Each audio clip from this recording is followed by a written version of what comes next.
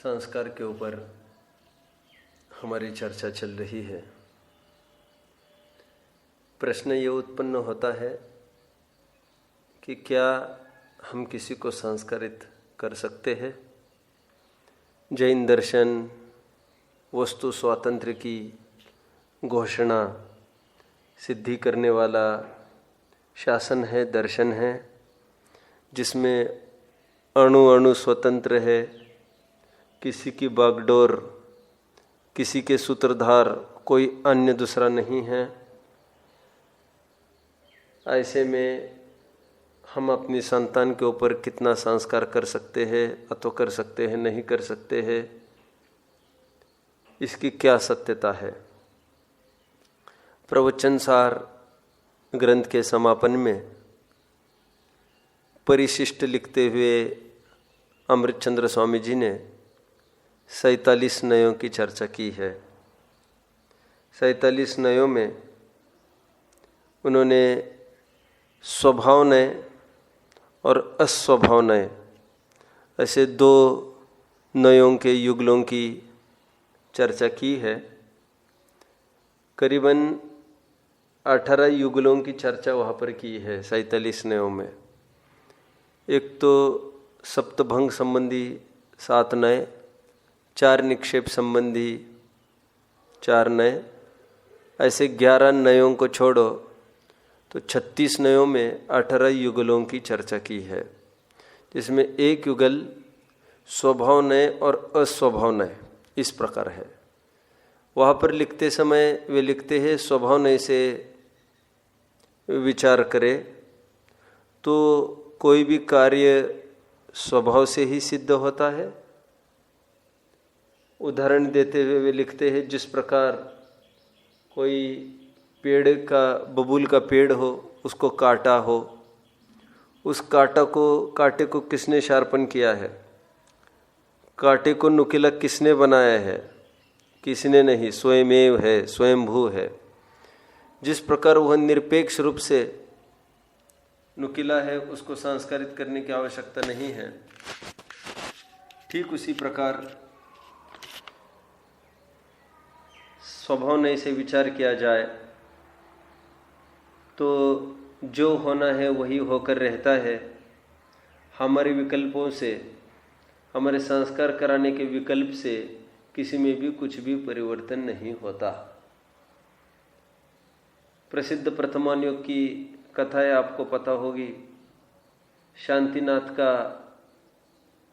9वां पूर्व भव, जिसमें वे राजा के रूप में थे। राजा और रानी ने बहुत चाहा अपनी संतान धर्म मार्ग पर बढ़े।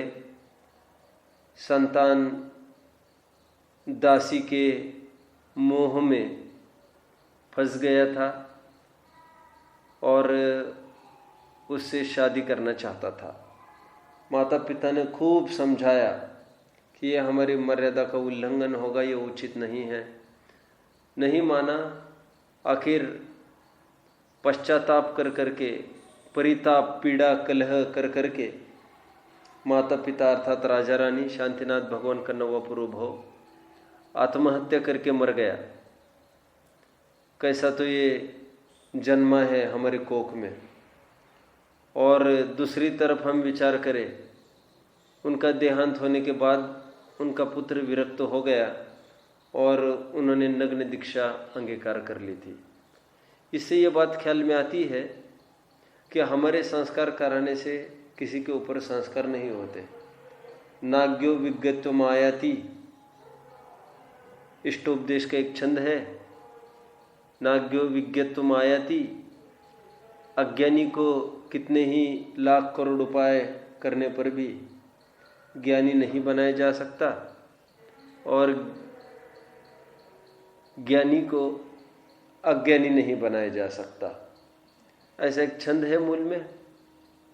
बात यह है, हमारे संस्कार से किसी भी का भी कुछ नहीं होता। यह एक पद्धति है समझाने की। दूसरी पद्धति यह है, संस्कार नय से, अस्वभाव नय से विचार करे तो वस्तु को संस्कारित किया जा सकता है, जीव पर संस्कार डाले जा सकते हैं।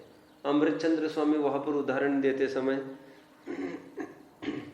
देते हैं, जिस प्रकार कोई लोहे का बाण बनाना हो, बाण बनाने के लिए जिस प्रकार उसका नोक निकाली जाती है, कृत्रिमता से संस्कारित करने पर निकाली जाती है, ठीक उसी प्रकार यहाँ पर भी हम संस्कार कर सकते हैं। हम माने क्या, स्याद्वाद शैली है, दोनों सत्यार्थ कथन है। ऐसा होने पर भी जहाँ पर प्रेरणा की बात हो, चरणानुयोग की तरफ से बात हो, वहाँ पर तो यही सोचा जाएगा संस्कार कराने से हो सकता है। हमारी नैतिक जिम्मेदारी विकल्प की भूमिका में साधक अवस्था में स्वयं में ऐसा भाव हुए बिना रहता नहीं है, लेकिन परिणम वस्तु के परिणमन में किसी के विकल्प की रंच मात्र भी आवश्यकता नहीं है। ये वस्तु स्वातंत्र्य है। ज्ञानी के चित्त में ये निरंतर धारणा बनी है। भले ही विकल्प की भूमिका में हमें सुधारने का भाव होता है, आता ही है ये भूमिका में, फिर भी हमारे सुधारने के विकल्प से कोई सुधरता नहीं है और कोई बिगाड़ने के विकल्प से कोई बिगड़ भी नहीं सकता है। ये स्याद्वाद शैली को यदि हम समझते हैं तो हमें वस्तु स्वरूप ख्याल में आ सकता है।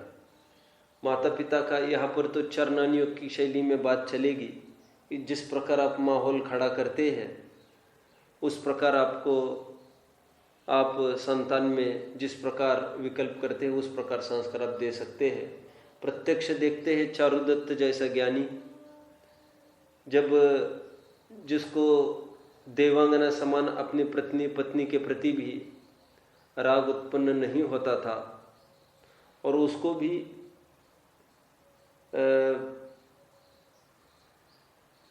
वेश्या के संयोग से उसको भी विकार भाव जागृत हुआ। ये संग का असर है, ये संस्कार का असर है। विपरीत इसी को पुष्ट करने के लिए हम आगे बढ़ते हैं। माता पिता योग्यतम सहयोग देने का प्रयास करें। हमारे बच्चों के साथ उठने बैठने वाली मित्र मंडली, दोस्त मंडली कैसी है, इसका विचार करें। मेरा तो ये कहना रहता है, हम अपने बच्चों को कहें कि स्कूल में भी बेंचेस पर बैठते समय संभवतया जैनी ही कोई हो, मुमुक्षु हो तो बहुत अच्छी बात है, रोजाना पाठशाला में आने वाला हो तो सोने पे सुहागाई हो गया। लेकिन अभक्ष भक्षी का संग बिल्कुल करना उचित नहीं है। एक दिन मैंने कहा था, एक ताजी घटना, सत्य घटना घटी थी कि 4th क्लास के बच्चियों में एक जैनी लड़की थी और बाकी के सब जैनेतर थे। एक दिन एक जैनेतर लड़की ने टिफिन में कुछ लाया था, खाने के लिए प्रेरणा की, उसने दोस्ती में खा लिया। बाद में उसने ये बताया सभी सहेलियों को बुला कर, देखो देखो ये जैनी लोग क्या कहते हैं, स्वयं को क्या समझते हैं, और अब भी इसने अंडे का ऑमलेट खाया है। हाँ, सहेली ने अपने टिफिन में अंडे का ऑमलेट लाया था और षड्यंत्र से उसको खिलाया था। बोलो, मात्र 3rd स्टैंडर्ड में पढ़ने वालों को कैसी कैसी बुद्धि आ सकती है, क्या बीतेगी, कोई जैनी होगा उस पर। इसलिए हम बच्चों को इसके लिए निरंतर प्रेरित करें कि स्कूल में भी किसी के साथ टिफिन की शेयरिंग ना करें। हम हमारे पानी की बोतल देवे, एक बूंद भी पानी वे यहाँ वहाँ का न पिए, इतने संस्कार हमको होने चाहिए। जब जब भी राज्य का नाश होता है, या तो 2 राजा हो तब भी नाश होता है, या तो राजा हो ही ना तब भी नाश होता है। माता पिता में से किसी को भी बच्चों के पास ध्यान देने की फुर्सत ही नहीं हो तब भी संतान बिगड़ जाएगी। और यदि दोनों अपनी अपनी विरुद्ध प्रकार से चलाते रहेंगे तब भी संतान बिगड़ जाएगी। इसलिए माता पिता का मतैक्य होना बहुत जरूरी है, और वह भी धर्म के पक्ष में। अन्यथा जब जब भी कोई बात बच्चों को बताने का प्रयास किया जाएगा, बच्चा या तो माता का या तो पिता का, दोनों में से किसी का पक्ष लेगा, और पक्ष वही लेगा जो विषय भोग के सन्मुख हो। कदापि धर्म संस्कार के हिसाब से उसका रुझान होगा नहीं, क्योंकि अनादिकाल से हुआ भी नहीं है। इसलिए दोनों का मतैक्य होना जरूरी है, और धर्मानुसारी सोच रखे तो बच्चों को संस्कार किया जा सकता है, दिया जा सकता है। दिल्ली में ताज़ी घटना है अभी की, पाठशालाएं चलती थी। पाठशाला में 2 गुप्ता के बच्चे आते थे जैनेतरों में से। 3 साल हो गए थे उनको पाठशाला में आते आते, और अचानक ये पता चला कि जो 9 वर्षीय गुप्ता का बालक था उसे कैंसर हो गया था और अंतिम स्टेप में था। उनको हॉस्पिटल में एडमिट किया गया, और इलाज चालू हो गया था। माता पिता आकर रात दिन उसके सामने रोते थे, आंसू बहाते थे। उसका ये कहना था, माता पिता को कहता था, आप रोते क्यों हो?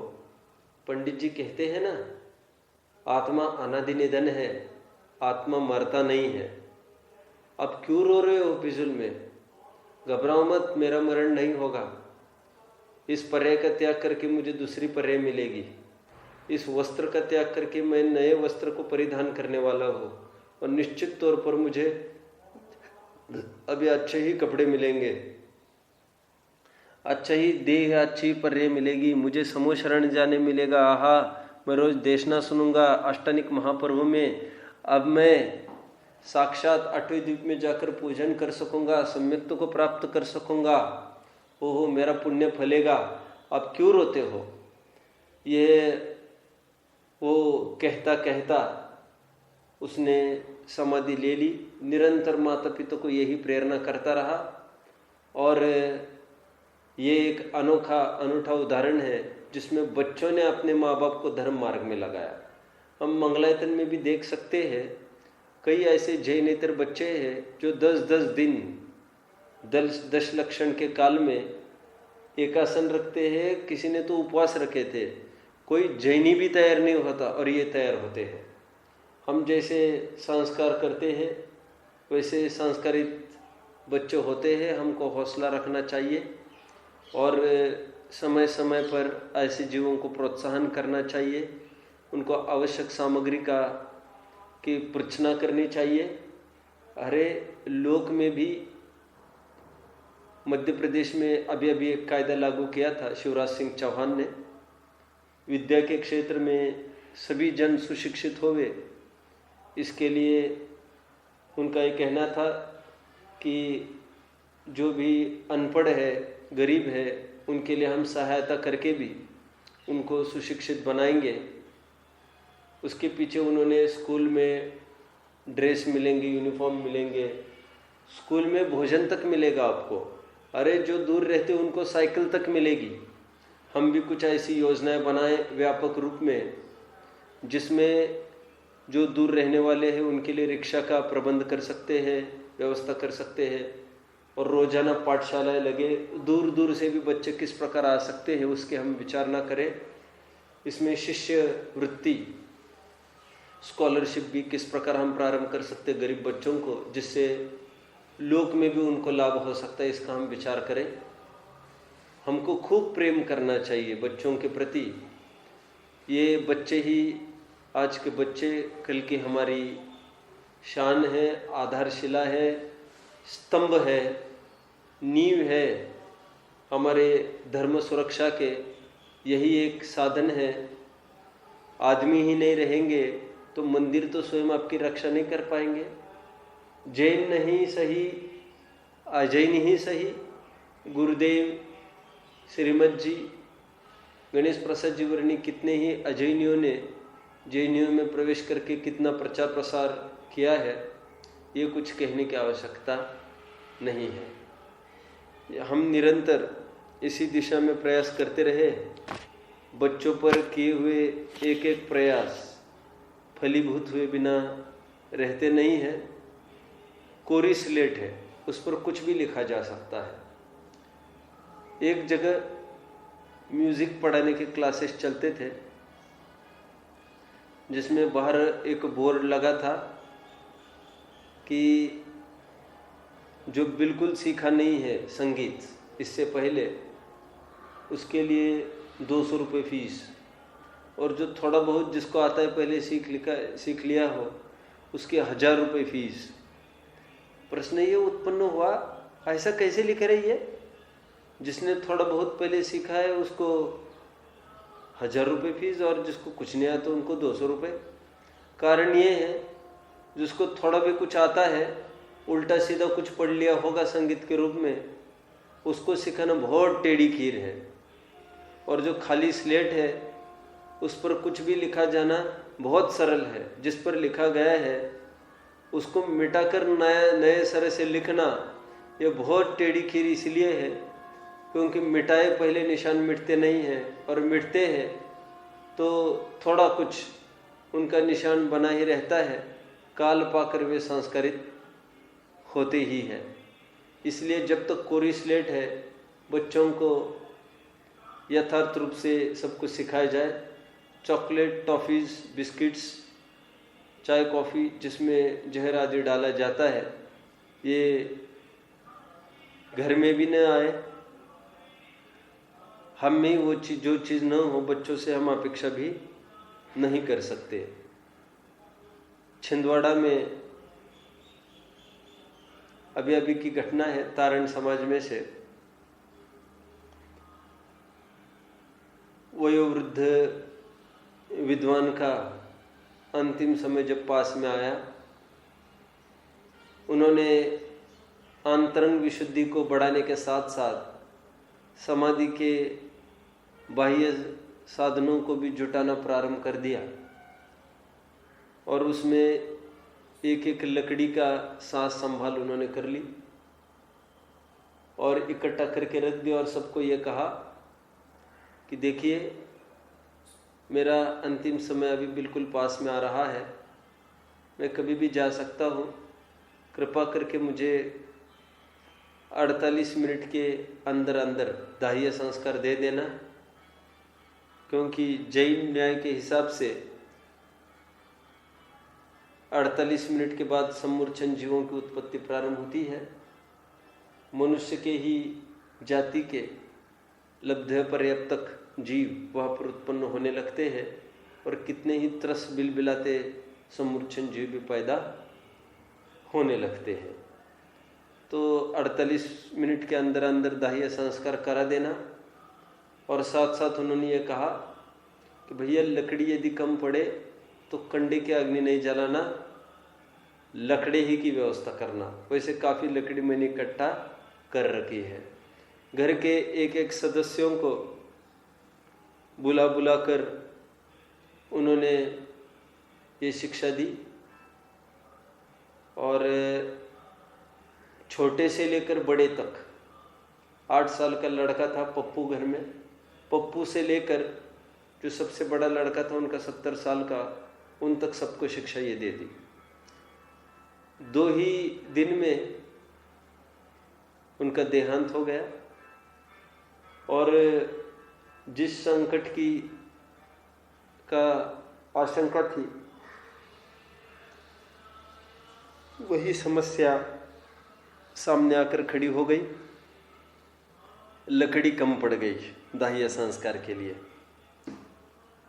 जितने में घर के सदस्य ने चाहा कि चाहे जिस साधन से अग्नि की पूर्ति हो जाए, उन्होंने कंडे की आग मंगाई, कंडा मंगाया और उसको उसमें जलाना चाहा। जितने में सामने 8 साल का एक लड़का दौड़ता आया, उनका घर का अपना पोता, नाती पोता दौड़ता आया और ये कहने लगे, नहीं नहीं, दादाजी ने तो इसके लिए मना किया था, दादाजी ने मना किया था, आप ऐसा मत करो। वो लकड़ी का ही कह रहे थे, कंडे का मना कर रहे थे। वहाँ पर खड़े सभी जन चौंक गए और आखिर विवश होकर उनको लकड़ी जुटानी पड़ी और लकड़ी से ही दाह्य संस्कार करना पड़ा। बच्चों के कोरी स्लेट पर, खाली दिमाग पर जो असर होता है वो अमिट होता है। इसलिए बच्चों पर हम जितना प्रयास करते हैं वे सफल है। हमेशा मैं एक उदाहरण देता हूँ इंश्योरेंस पॉलिसीज़ का। मैं कहता हूँ इंश्योरेंस पॉलिसीज़ किसका कराना चाहती है आज गवर्नमेंट? बुढ़ों ठुड्डों का जो कल ही मर सकते हैं, रोगियों का जो निरंतर मौत के ही साए में जी रहे हैं? नहीं, सरकार उन पर इंश्योरेंस नहीं कराना चाहती। कारण ये है क्योंकि उनका इंश्योरेंस कराने से तो बहुत घाटा हो सकता है कि आज चालू कराओ और कल मर जाए, 25-1 लाख देने पड़ेंगे। और युवा का यदि इंश्योरेंस पॉलिसी कराती है फिर 10 फाइन है, काफ़ी जिएगा और पूरे जितने इंस्टॉलमेंट्स है सब पूरा पैसा भरेगा और बुढ़ापे में हम इसको पैसा दे सकेंगे। कमाई का साधन युवा लोग है, कमाई का साधन कोई वृद्ध लोग नहीं है सरकार की दृष्टि में। उसी प्रकार हम भी विचार करें, संस्कार दोनों को दिए जा सकते हैं। एक तो बड़ों के बीच में प्रवचन कर सकते हैं हम, या तो छोटों को भी ज्ञानदान कक्षाएं पाठशाला ले सकते हैं। मैं तो ये कहना चाहूँगा कि हमें यदि प्रायोरिटी देनी पड़े, प्रेफरेंस देना पड़े तो बच्चों को ज्ञानदान करना चाहिए। मैं भी स्वयं इसका अनुभव करता हूँ। जब से मैं मंगलायतन पढ़ाने आया हूँ और यहाँ के मंगलारती छात्रों को पढ़ाता हूँ, इतना आनंद होता है, इतना गदगद होता है, ऐसा लगता है अपन ने कहाँ फिजूल समय खराब कर दिया। आज तक कहाँ पढ़ाते थे अपन ऐसे लोगों को जिनके कान में जू भी नहीं रेंगती थी, और 5 मिनट बाद, 10 मिनट बाद, और कोई तो जब 5 मिनट शेष है तब प्रवचन में आकर बैठते थे। ऐसा चलाओ, ऐसा न चलाओ, चरणोनियोग मत चलाओ, अध्यात्म मत चलाओ। और ये जो बच्चे हम इनको विद्या देते हैं, कुछ भी विद्या दो, ये सब कुछ ग्रहण करने के लिए सहर्ष रूप से तैयार रहते हैं। और इसके 2 लाभ हैं। एक तो इनके ज्ञान में अच्छे से बैठेगी, लाभ एक। और वृद्धों का हम विचार करें, उनके ज्ञान में ढंग से नहीं बैठ सकती। विषय कषय का इतना बड़ा जंजाल है उनके दिमाग में कि यहाँ पर बैठकर भी सचमुच वे यहाँ पर नहीं बैठते हैं, वे अपने घर गृहस्थी में ही बैठते हैं। और बच्चों का इतना शार्प अटेंशन है, वो उनको कोई टेंशन नहीं है अभी, उनको कोई वैवाहिक जीवन के प्रतिकूलता की हवा भी नहीं लग पाई है, सब प्रकार से अनुकूलताएं है। तो वे पूरे रूप से अपने मन को समर्पित करके ता ही सुनो भवि मन थिरान, मन को पूरा एकाग्र करके यहाँ पर लगा सकते हैं। तो एक तो उनके आकलन, ग्रास्पिंग पावर बच्चों की अच्छी रहती है, एक लाभ तो ये है। और जोश में रहते हैं, पढ़ने की निरंतर उमंग रहती है। एक कवि ने कहा ही है, गुरु निष्ठा क्या है, ज्ञान तृष्णा गुरु निष्ठा सदा अध्ययनशीलता एकाग्रता महत्वेच्छा विद्यार्थी 5 लक्षणम। ये विद्यार्थियों के 5 लक्षण कहे गए हैं। ज्ञान तृष्णा गुरु निष्ठा, ज्ञान की निरंतर तृष्णा बनी रहती है। गुरुओं के प्रति इतनी निष्ठा है कि गुरुजी आने के पहले ही क्लास में जम जाते हैं, पूरी क्लास जम जाती है। और बड़ों की ऐसी निष्ठा है कि हम तो पहले पहुंच जाए और एक एक करके आ जाते। कई बार ऐसा होता है कि जिनवानी स्तुति भी हम करके बैठ जाते हैं। और कभी अभी इतना ही बस रहा है कि हम प्रवचन नहीं चालू करते, क्योंकि एक खत की तो राह देखनी पड़ेगी उसमें। तो पहला लाभ तो ये होगा कि छोटों का ध्यान अच्छा रहता है, महत्वाकांक्षी वृत्ति रहती है, निरंतर प्रश्न पूछते रहते हैं, जिससे हम सचेत बने रहते हैं और हमारा भी विद्यार्थी जीवन आखिर तक सुरक्षित बरकरार रह सकता है। वृद्धों का ऐसा नहीं है, कोई चीज़ समझ में नहीं आई तो ठीक है छोड़ देंगे, जितना समझ में है उतना ही सही। एक लाभ तो ये है। दूसरा लाभ ये है, वृद्धों से हम ये अपेक्षा नहीं रख सकते कि वे भी किसी को ज्ञान दान कराए, क्योंकि वे समझे सो ही बहुत है। लेकिन युवाओं से तो हमें पूरी उम्मीद है और उम्मीदता की पूर्ति भी होती है कि ये स्वयं भी पढ़ते हैं और भविष्य में भी ये दूसरों को पढ़ा सकते हैं। जो षटकाल कल बताए गए थे उसमें दीक्षा काल, शिक्षा काल के बाद एक गण पोषण काल बताया गया था, जिसमें जो विद्यार्जन किया है अभी उसी को सिखाना। तो यहाँ पर दो काम होते हैं, एक तो स्वयं का भी मोक्ष मार्ग में पुष्ट करते हैं और उनके निमित्त से अन्य जीव भी, असहाय जीव भी अपना मोक्ष मार्ग प्रशस्त करते रहते हैं। तो एक पंथ दो काज वाली कहावत यहाँ पर चरितार्थ होती है। बच्चों को जितना भी दिया जाए दैट विल बी फ्रूटफुल, वो सफल होएगा, क्योंकि सच्ची भावना से, सच्ची लगन से वे समझते, क्योंकि छल कपट प्रपंच की परिभाषा ये समझते नहीं है। एक पंडित जी को ये पूछा गया कि क्या बात है, आप प्रवचन में रोज आते हो, आप अपने बच्चों को क्यों नहीं लाते? तो पंडित जी ने ऐसा कहा कि क्या करें, हमारे जितने समझदार तो नहीं है वे, कहीं उनको ये जिनवानी की बात सत्य ना लग जाए। सत्य मानकर सुतदारो होइने सीरी, सब स्वार्थ के ही भीरी, वे हम सबको स्वार्थी देखकर कहीं वे जंगल वगैरह ना चले जाए, दीक्षा ना ले जाए, और वे ले जाए तो हमारा क्या होगा। वे हमारे जैसा बचना नहीं समझते हैं, ऐसा मुझे पंडित जी ने कहा। एक वे बचना नहीं समझते और हम इतने चालाक चतुर हैं, हम बचना जानते हैं और इतना बचते हैं कि एक कान में पूरी सुनते रहते हैं और दूसरे कान से निकालते रहते हैं।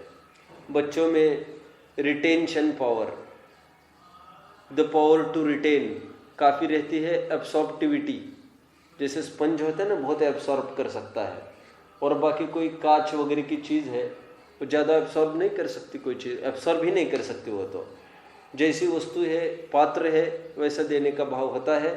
यहाँ पर एक पंथ दो काज होगा, इसलिए बच्चों को जितना ज्ञान दान आप कर सकते हैं आपको कराने का भाव करना चाहिए।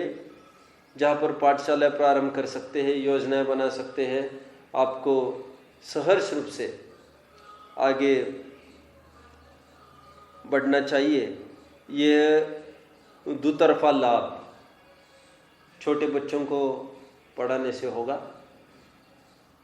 आदिनाथ का प्रसिद्ध चित्र सबने देखा होगा, राज्यावस्था वाला। एक गोदी पर ब्राह्मी और एक गोदी पर सुंदरी बैठी है, बस वह अनुकरणीय है हम सबको। इतने छोटे छोटे बच्चों को अक्षर विद्या, अंक विद्या उन्होंने सिखाई, और यह एक प्रारंभ था। भाषा आदि सब कुछ विद्या प्रवाहित होने का। असीम मसी कृषि शिल्प वाणिज्य कला, षट कर्मों का उगम स्वयं आदिनाथ के माध्यम से प्रारंभ हुआ। हम भी ऐसा कुछ प्रारंभ करें। हम अपने बच्चों को घुटी में ही ओमकार, दूध की घुटी पिलाने के पहले, दवा की घुटी पिलाने के पहले ये ओमकार की घुटी हम उसके कान में बोले, ये उसके जीवन का मंगलाचरण होगा। अरे हम बच्चों को मंदिर लेके आए रोजाना, चलो चलो बेटा चलो चलो, वे हम उनको गोदी में ले लेकर मंदिर आएंगे तो बुढ़ापे में वे भी हमको गोदी में उठा उठा कर मंदिर ले आएंगे। हमको संस्कार के रूप में उनको किस प्रकार और भोजन मौन से करना आदि, ये सब संस्कार बच्चों को घर पर लगाना चाहिए। साम दाम के रूप में भी आप आगे बढ़ सकते हैं, और थोड़ा सा कड़क कार्रवाई करने की आवश्यकता पड़े तो उसमें भी हमें बिल्कुल भी पीछे नहीं हटना चाहिए। तो ये ब्राह्मी सुंदरी का भी आधार लेकर हम आगे बढ़ सकते हैं। संस्कार देने की अनेक अनेक पद्धतियाँ होती है। मूल में तो जनरेशन गैप ये चलता ही रहता है। जनरेशन गैप का मतलब दो पीढ़ियों के बीच में विचार की विभिन्नता और आपसी टकराव। ये देखने में आ रहा है कि जितना परिवर्तन पिछले कई सदियों में नहीं हुआ था, वह देखते ही देखते मात्र आधे से भी कम सदी में देखने में आ रहा है। इसी 20-25 साल में हम देखते हैं परिस्थितियाँ कितनी बदल गई है और अक्षुण्ण रूप से चलती आ रही सैकड़ों सालों की परंपरा कुछ चंद सालों में ही बिगड़ गई है। और ये हर घर की ये बात है कि संतान और पिता एक दूसरों के बैरी बनकर, एक दूसरों के शत्रु बनकर एक दूसरों के सामने खड़े रहते हैं और कुछ भी बड़े शिक्षा देवे छोटे उसको ग्रहण नहीं करना चाहते हैं। ये जनरेशन गैप क्यों? छोटों में जोश की कोई कमी नहीं होती है, लेकिन होश नहीं होता है। बड़ों में होश तो होता है, लेकिन जोश नहीं होता है। दोनों एक दूसरों की सामग्री का प्रयोग करें, छोटे भी बड़ों के अनुभव से कुछ सीखे और बड़े भी थोड़े समझदारी से काम ले। परिस्थितियाँ बदलती जा रही है, ये सामने रखकर अभी जैसा भी है अपना बेटा ही है और सब कुछ छोड़ के जाना ही है उसके लिए प्रॉपर्टी, तो ये आध्यात्मिक प्रॉपर्टी क्यों नहीं? तो किसी भी विधि से उसके गले उतारने का प्रयास करें, प्रेम से, कैसे भी हो। नहीं भी सुनता हो तो भी उससे अकड़ कर, मान कषा करके रूठ कर काम नहीं चलेगा। आगे तो हमको बढ़ना ही पड़ेगा, कहीं ऐसा ना हो जाए। धरसेन आचार्य को भी यही विकल्प था कि अपनी पूंजी अपने साथ ही न चली जाए, आगे प्रवाहित होती रहे। महावीर से अपने तक आया हुआ तत्वज्ञान आगे प्रवाहित रहे, ये मशाल आगे चलती चले। ये विकल्प हम सबको होना चाहिए। इसलिए किसी भी रूप में हम अपने संतान को इस क्षेत्र में आगे करें। एक घटना है, मैं 7-8 साल पहले देवलाली गया था,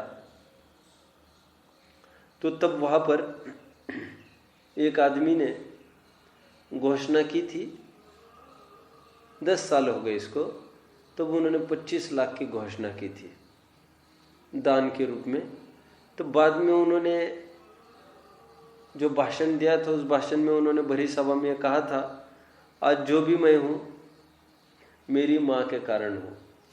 वे सुना रहे थे कि वे कट्टर विरोधी थे धर्म के, बिल्कुल भी धर्म में रुचि नहीं रखते थे और उनकी माँ यकायक बीमार पड़ गई। 80 साल की तो थी ही, बहुत सारी व्याधियों से घिर गई। पैसा खूब था घर पर, बेटे ने 4-5 नौकर लगा दिए थे सेवा में। माँ ने ये कहा, बेटा मुझे इनकी आवश्यकता नहीं है दवादारों की, मैं चाहती हूँ ये मुझे थोड़ा बहुत अध्ययन यदि कोई करा सकता है तो वो ही मुझे दवा का काम करेगी। बेटा आप सचमुच मुझे चाहते हो, जो मुझे चाहिए वो करोगे? बेटे ने कहा हाँ क्यों नहीं माँ, बोलो क्या खर्चा करना है? कुछ नहीं, बस रोज का आधा घंटा खर्चा करो। नौकर तो पढ़ा के नहीं दिखा सकते बेटा, मुझे स्वाध्याय तो तुमको ही कराना पड़ेगा। स्वाध्याय वो लड़का उनको कराने लग गया, आधा घंटा रोज पढ़ने लग गया। रोग और बढ़ गया। माँ ने एक दिन पूछा, बेटा रोग बहुत बलवान होता जा रहा है, दवा भी बढ़ानी पड़ेगी। हाँ बोलो बोलो कौन सी दवा लाए? नहीं ये जो दवा तुम मुझे देते हो स्वाध्याय कराने की, ये मुझे बहुत अच्छी लगती है, क्या ऐसा हो सकता है इसका थोड़ा सा अंतराल बढ़ जाए और तुम मुझे 2 बार स्वाध्याय कराने लग जाओ? उन्होंने मन नहीं चाहते हुए भी केवल माँ की अंतिम इच्छा जानकर इसके लिए भी स्वीकृति दे दी और रोज 2 बार स्वाध्याय कराने लग गए। फिर जाते जाते फिर 3 बार स्वाध्याय चालू हुआ और समय ऐसा आया कि इनको रस लग गया इतना, क्योंकि स्वाध्याय का ऐसा रस है कि जो उसको विरोध करने के लिए भी आएगा उसको अपनाए बिना रहेगा नहीं। इंद्रभूति गौतम इसके ज्वलंत उदाहरण है, राजा शरणिक भी इसके ज्वलंत उदाहरण है। जो भी विरोध भी करने, गुरुदेव भी इसका ज्वलंत उदाहरण है। कितने ही जन कुतूहलवश गुरुदेव को देखने आते थे, ये क्या पढ़ाते हैं, कैसे पढ़ाते हैं, और जो भी आता था वो उन्हीं का हमेशा हमेशा के लिए हो जाता था। यह कला है। तो धीरे धीरे उनको इतनी रुचि लग गई स्वाध्याय की, जो पढ़कर दिखाते थे अब उन्हीं को चैन पढ़ने तैयार नहीं। और अब ये हालत और बिगड़ गई थी। दादी ने अंतरंग खुशी को व्यक्त करते हुए मेरे सामने किसी और के सामने ये कहा, ऐसे वे बोल रहे थे भाषण में कि चलो मेरा काम तो हो गया, मेरा काम हो गया। अरे मैं इतने साल उसको कहती रही अध्ययन करो, कभी नहीं कर पाया, इस बहाने भी क्यों न हो। वास्तव में बोली मैं चाहती तो स्वयं अध्ययन कर सकती थी, लेकिन बहाना बना के कि मैं अध्ययन नहीं कर सकती, बेटा तू पढ़ के दिखा। संस्कार ऐसे भी किए जा सकते हैं, ये भी, इसका भी विचार हम जरूर कर सकते हैं। बड़ों को चाहिए कि चाहे जिस रूप में कुछ भी अपनाना पड़े, वे बच्चों को संस्कारित करने का बराबर प्रयास करें। गांधी जी जब विदेश में गए थे तो 3-4 प्रतिज्ञा वे अपनी माँ से ले गए थे। स्त्री सेवन नहीं करेंगे, शराब नहीं पिएंगे, मांस नहीं खाएंगे। कितने बार अफ्रीका में जाने के बाद भी ऐसे प्रसंग गांधी जी के सामने खड़े हुए, जिसमें कितनी ही बार बात यहाँ तक बढ़ गई कि उनको शराब पीने का भाव आया। जैसी संग वैसे रंग, कैसा कैसा भाव आया। लेकिन वे अपने आत्मकथा में लिखते हैं, यदि मेरी माँ मुझे प्रतिज्ञा न दिलाती तो मैं कब का व्यसनी हुआ होता। ये तो बहुत अच्छा था, मैंने मेरी माँ को वचन दिया था, माँ को वचन देने का भी ये फल। और बच्चा हमारा घर पर जा रहा है, हम कब उसके सामने बख्शा बख्श की बात रखते हैं। हम बाकी तो बहुत बात करते हैं, स्वास्थ्य का ध्यान रखना, फला करना, ठिकाना करना, लेकिन मूल जो धर्म की बात है वो उसकी हम कोई शर्त ही नहीं रखते। हमारी संतान भी हमसे दूर रहती है, फोन आया सबसे पहला प्रश्न हमारा होना चाहिए, बेटा धर्म कैसे चल रहा है, आप कितना कमा रहे हो, क्या कर रहे हो, कभी शाबाशी मत दो आप उसके लिए। अब कोई चीज़ मत मांगो, हमको कोई कपड़ा नहीं चाहिए, कोई सामग्री नहीं चाहिए, बेटा तुम धर्म करो, यही हमको चाहिए। कभी भी कोई चीज़ बहुत आकर्षित होकर वो चीज़ कभी हमको लाने का प्रयास करे, कभी ड्रेस लाए, साड़ी लाए, हमें उसके प्रति उपेक्षा हमारे चेहरे से ही झलकनी चाहिए। हम उनको लगना चाहिए कि ये कुछ भी मायने नहीं रखता इनकी नज़र में। और हमारे पापा मम्मी तब भी खुश होंगे जब हम धर्म मार्ग में लगे, बेटा हमको कुछ नहीं चाहिए, अध्ययन करो। ऐसी ही एक घटना, एक बार भिंडर में पंचकल्याणक महोत्सव था। भिंडर में पंचकल्याणक महोत्सव में अपने जयपुर द्वारा आयोजित वो पंचकल्याणक था, उनको जगह की आवश्यकता पड़ रही थी। अभी अभी वहाँ पर एक 5 स्टार होटल बंद ही रहा था। पहले राजमहल था वो किसी राजा का, और राजा का लड़का अभी भी उस ज़माने में भी वो एमएलए था, और उम्र बहुत कम थी, 35 साल का बस एमएलए। तो अपने विद्वानों ने बात रखी कि भाई हमको जगह चाहिए, थोड़ी सी शिविर के लिए आपसे मिल सकती है क्या। तो काम होने को ही था पूरा। उसने कहा इससे बढ़कर खुशी की बात हमारे जीवन में और क्या हो सकती है कि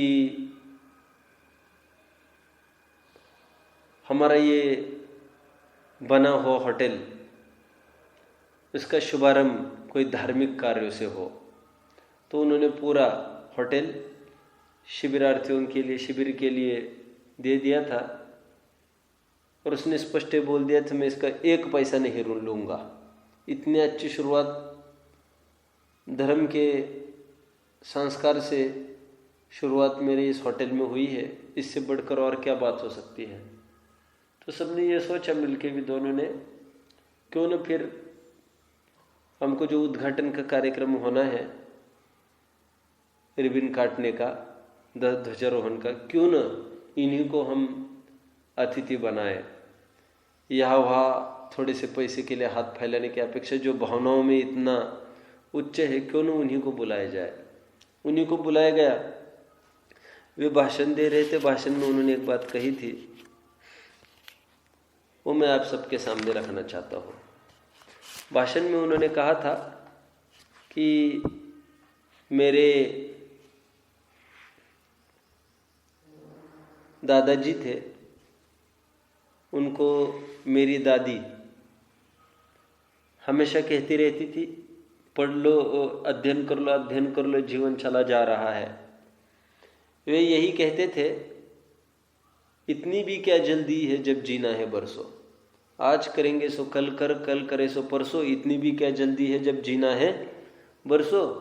और धर्म कोई बचपन में करने की चीज़ थोड़ी है, वह तो 55 में करने की चीज़ है, ऐसे कहते थे। और अचानक एक दिन 55 साल की उम्र में एयर क्रैश होकर वे मर गए। फिर मेरी दादी मेरे पिताजी को समझाती थी कि बेटा धर्म करो, धर्म करो, राजनीति में ही मत लगे रहो। तो मेरे पिताजी भी यही कहते थे कि देखेंगे बुढ़ापे में, अभी तो कुछ ही नहीं है। तो दादी उनको समझाती थी मेरे पिताजी को, बेटा समय का तो कोई भरोसा ही नहीं है, अब फिर करेंगे, फिर करेंगे, वो पल भर में प्रलय होएगा, बोहरी करोगे कब। सुबह से शीघ्रम, वर्तमान समय ही ठीक है, नहीं करेंगे करेंगे देखेंगे कहते कहते वे भी बिल्कुल 50 साल में ही मर गए। अब मेरी दादी मेरे पीछे लगने लग गई, बेटा तुम्हारे दादाजी भी ऐसे ही चले गए कहते कहते, तुम्हारे पिताजी भी यही कहते कहते चले गए, अब तुम भी ऐसा कहते हो कि मैं बाद में करूँगा, बुढ़ापे में देख लेंगे। बेटा समय का एक पल भी भरोसा नहीं है। और बहुत आग्रह रखा दादी ने, तो मैंने धर्म करना प्रारंभ किया है। और मैंने उस दिन से वो प्रतिज्ञा ली है कि मैं रोजाना 1 घंटा पूजन किए बिना कुछ भी अपना काम चालू नहीं करता हूँ। एक शादी भी हो गई मेरी, सद्भाग्य से ऐसी पत्नी आ गई मुझे। एक दिन बहुत जरूरी काम मेरा होना था, सीएम का फोन आना था, इलेक्शन का पीरियड, मेरा पीएम का फोन आना था, मेरा सीएम बनना भी संभव बन सकता था, संभावनाएं थी। तो मैंने कहकर रखा था मैं पूजन कर रहा हूँ, लेकिन बीच में यदि फोन आए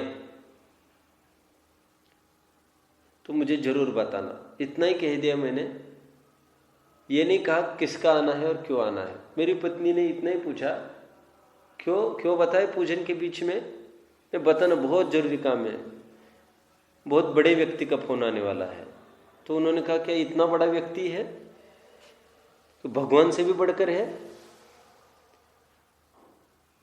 तो एकदम मैं पानी पानी हो गया।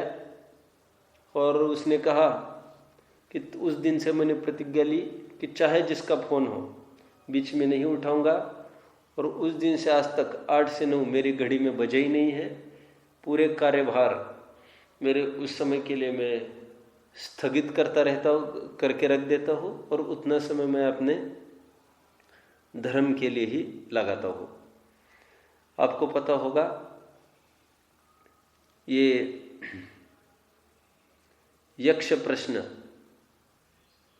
पांडवों को पूछा गया था, जिसमें सभी पांडव असफल रहे थे।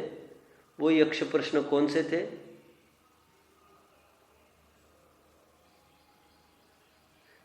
पहला प्रश्न तो ये पूछा था, सुलभम भगवन्नाम जिह्वाच वशवर्तिनी। सुलभम भगवन्नाम जिह्वाच वशवर्तिनी। भगवान का नाम कितना सुलभ है और अपने जिह्वा के वशवर्ती है। सुलभम भगवन्नाम जिह्वाच वशवर्तिनी तथापि नरकम यान्ति किमाश्चर्यमतः परम। ऐसा होते हुए भी वह नाम स्मरण नहीं करता भगवान का, इसीलिए नरक में जाता है। नरक में जाना क्या आश्चर्य है? कुछ भी आश्चर्य नहीं है ना। ये पहली बात कही थी। फिर दूसरी, उद्घाटित नव द्वारे पंजरे विहगोडिनल यत् तिष्ठति यदाश्चर्यं प्रयाणे विस्मयः कुतः। ये उस दिन भी मैंने थोड़ा कहा था, नौ द्वार का पिंजरा और उसमें से पक्षी उड़कर चला जाए, उसमें क्या आश्चर्य है? ये और निशिवासरे भूतानि गच्छन्ति यम मंदिरम। अंतिम बात क्या कही थी? ये निशिवासरे भूतानि गच्छन्ति यम मंदिरम। रात दिन यह जीव यम मंदिर के बीच में रहता है। शेषा जीवितुमिच्छन्ति किमाश्चर्यम मतः परम। ऐसा होते हुए भी उसको निरंतर जीवन की चाह पड़ी है, यह महा आश्चर्य की बात है। निरंतर हमारा जन्म मरण के, विकराल मरण के मुख के बीच में फंसा है, यह हम नहीं भूले और हम प्रत्येक समय में स्वयं को संस्कारित करें, अपने संतान को संस्कारित करने का प्रयास करें। ओम नमः।